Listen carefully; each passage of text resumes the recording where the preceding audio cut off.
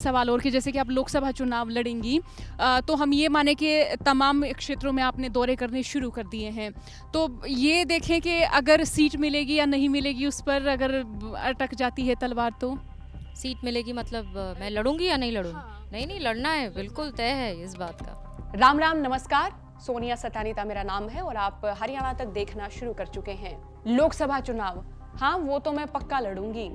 तो ये हैं किरण चौधरी की बेटी पूर्व सांसद श्रुति चौधरी, जो भिवानी क्षेत्र के लगातार दौरे कर रही हैं। तो वहीं भिवानी महेंद्रगढ़ लोकसभा सीट से मौजूदा बीजेपी सांसद धर्मवीर सिंह को लेकर भी ये कयास लगाए जा रहे थे कि वे लोकसभा चुनाव लड़ने के इच्छुक नहीं हैं, वे विधानसभा चुनाव लड़ना चाहते हैं। तो इसी बीच उन्होंने विधानसभा चुनाव लड़ने की चर्चाओं पर विराम लगा दिया। धर्मवीर सिंह ने साफ साफ कहा कि वो 2 बार सांसद रह चुके हैं और आगामी चुनाव भी लोकसभा का ही लड़ेंगे।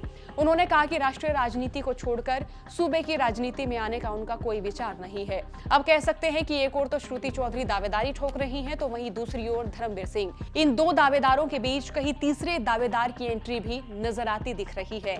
ऐसा हम क्यों कह रहे हैं, ये भी जान लीजिए जरा। अब आपको मालूम तो होगा ही कि कांग्रेस में गुटबाजी और खेमेबाजी लगातार जारी है, लेकिन गाहे बगाहे प्रत्यक्ष अप्रत्यक्ष तौर पर किरण चौधरी और हुड्डा फैमिली के बीच वॉर भी नजर आ ही जाता है।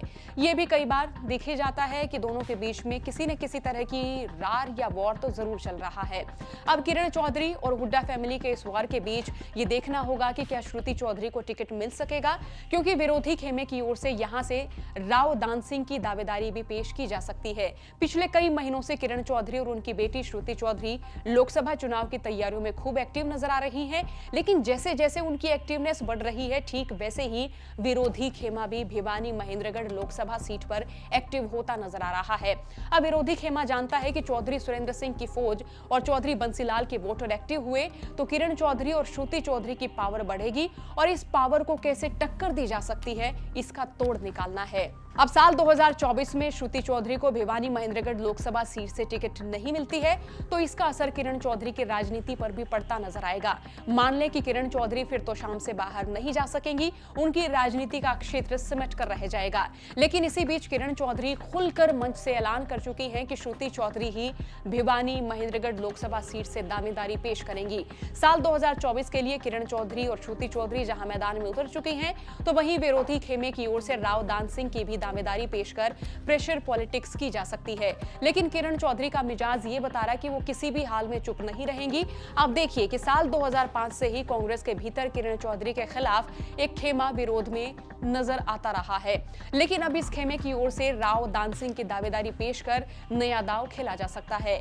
अगस्त में जब भिवानी महेंद्रगढ़ लोकसभा सीट पर कांग्रेस नेताओं का रिपोर्ट कार्ड जांचा गया, तो कांग्रेस के हरियाणा प्रभारी दीपक बाबरिया के सामने ये कहा गया कि श्रुति यहां से चुनाव हार चुकी हैं, तो नए चेहरे को टिकट देना बेहतर रहेगा और ये नया चेहरा राव दान सिंह हैं। अब विरोधी खेमे की ओर से अहिरवाल बेल्ट में अच्छे खासे रसूख के नाम पर राव दान सिंह को आगे कर किरण चौधरी और श्रुति चौधरी को घेरने की प्लानिंग हो सकती है। तो वहीं किरण चौधरी की सेना भी अहिरवाल में काफी पावर दिखा रही है। अहिरवाल बेल्ट में किरण चौधरी और श्रुति चौधरी की रैलियों में खासी भीड़ नजर आई, लेकिन सवाल यह बना हुआ है कि धर्मवीर सिंह के साथ साथ किरण चौधरी विरोधी खेमे की घेरेबंदी से निकलने के लिए क्या नया प्लान बनाएंगी, क्या वो कामयाब हो पाएगी? आपका क्या सोचना रहेगा, राय जरूर रखिएगा। साथ ही चौगरदे की खबरों के लिए बने रहिए हरियाणा तक के साथ। राम राम।